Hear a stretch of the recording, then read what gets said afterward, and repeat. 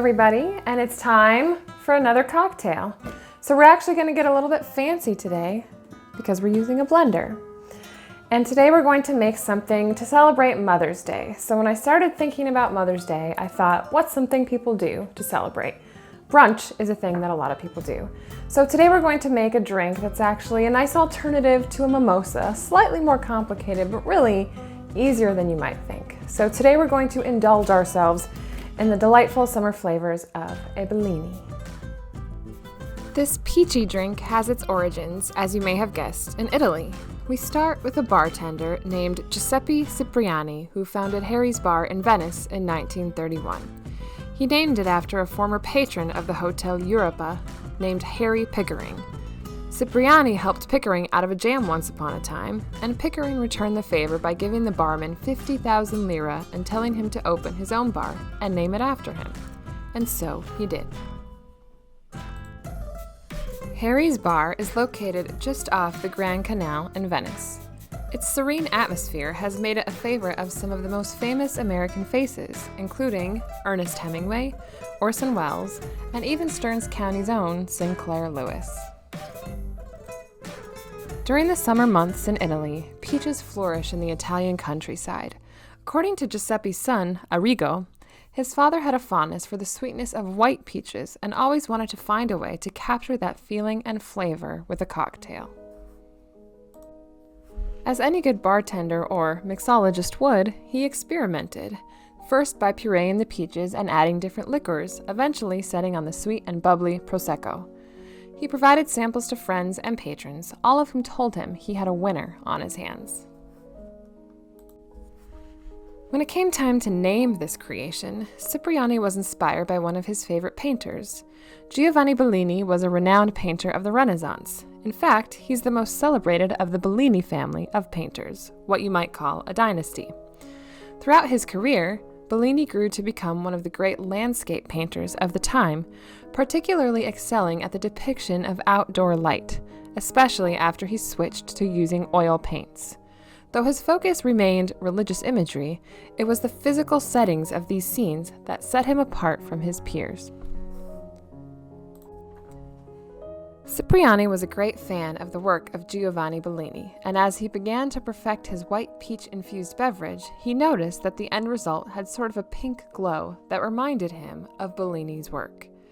In several of Bellini's most well-known pieces, the sky is a warm pink, almost rose gold color, so specific that you can tell just by looking at it what time of day it is meant to conjure. Cipriani saw that sky when he looked at his Bellini, and the rest is history.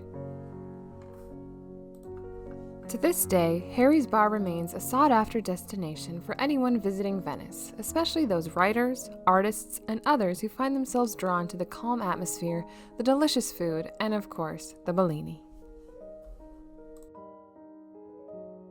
So in order to make a nice Bellini, you don't need very much. You really only need 4 things. You have to have your Prosecco, a lemon or just lemon juice, peaches. Now traditionally it calls for white peaches, and then simple syrup, which is 1 part sugar, 1 part water. Boil it until the sugar dissolves, and boom, you have simple syrup.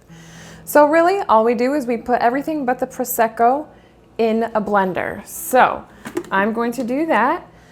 I already cut up some of the peaches, so I'm going to throw them in there. Now you want to leave the peels on, give it that nice color, but you want to get rid of the pits. So make sure you get those pits out of there because that's going to be hard to blend up.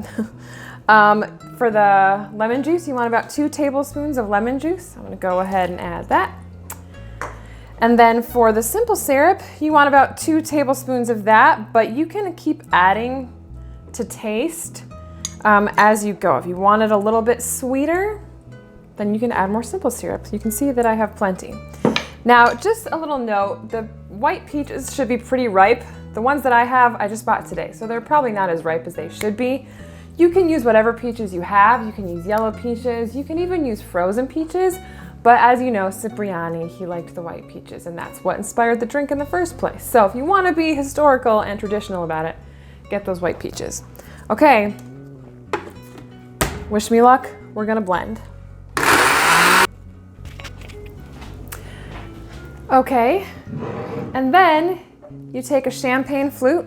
It should be chilled, mine really isn't, but you can put it in the fridge or the freezer for a little bit. Then you add about 2 tablespoons of the puree that you have made here, which should be nice and pink, just like a Bellini painting.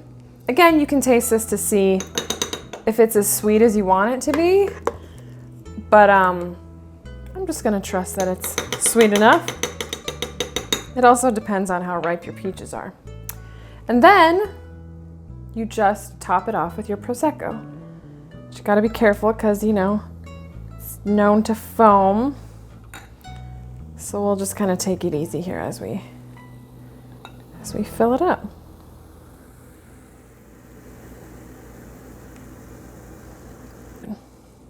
Okay, all right.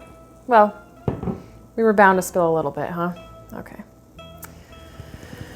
All right, well, it's a slow process, but once it is done fizzing, there you have your Bellini. Pretty much the right color. I'm surprised and impressed. Cheers. So there you go.